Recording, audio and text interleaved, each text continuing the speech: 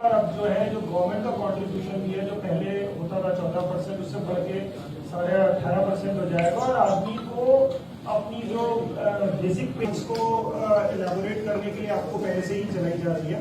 और इसके जो स्पेशलिस्ट है हमारे साथ, हम लोग सौभाग्यशाली कि आज हमारे पीसीपीओ साहब हमारे साथ हैं।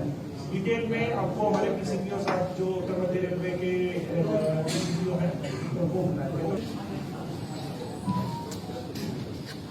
उनको सबसे पहले इस कॉन्फ्रेंस में मैं अपने प्रेस और मीडिया के सारे लोगों का स्वागत करता हूं।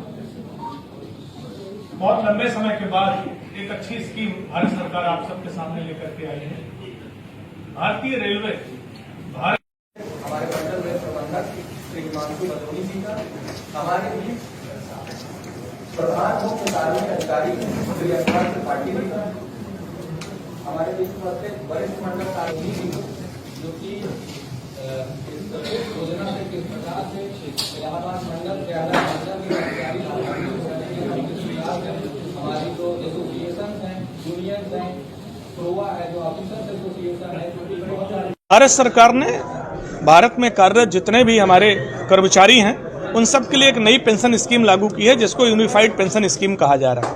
ये लागू होगी 1/4/2025 से। 1/4/2025 से हमारे जो न्यू पेंशन स्कीम के कर्मचारी रहे हैं वो ऑप्ट कर सकते हैं। तो न्यू पेंशन स्कीम आपको बताना चाहूंगा कि 1/1/2004 से लागू हुई है। 1/1/2004 से लेकर के अभी तक जितने नए लोग भर्ती हो गए हैं या जितने रिटायर हो गए हैं जो सेवा में नहीं है उनको भी इस ऑप्शन का लाभ मिलेगा।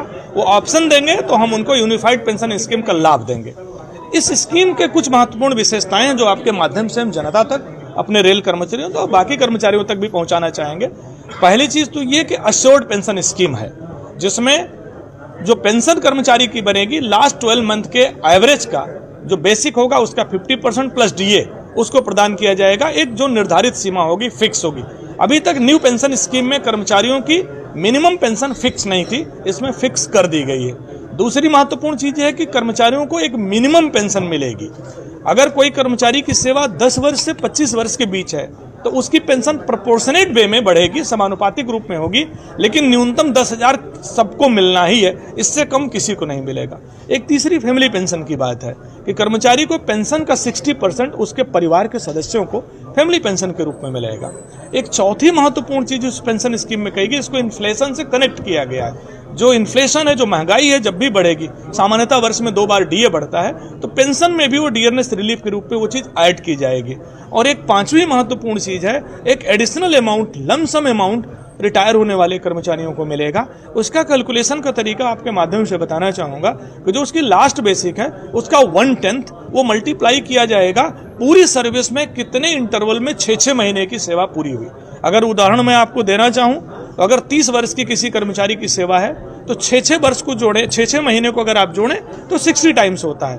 1/10 जो बेसिक बनेगी इंटू 60 टाइम ये लमसम अमाउंट उसको प्राप्त होगा।